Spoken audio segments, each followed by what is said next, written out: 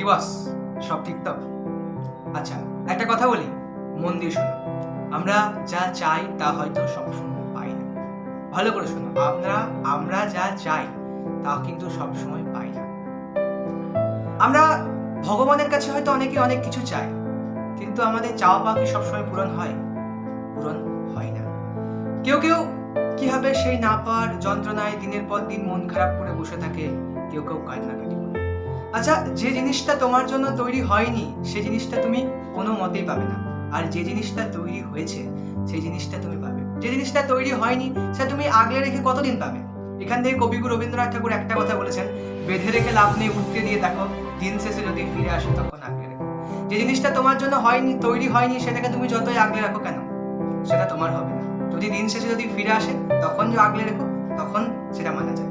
কিন্তু যেটা তোমার জন্য তৈরি হয়নি সেটা তুমি কোনো মতেই পাবে না।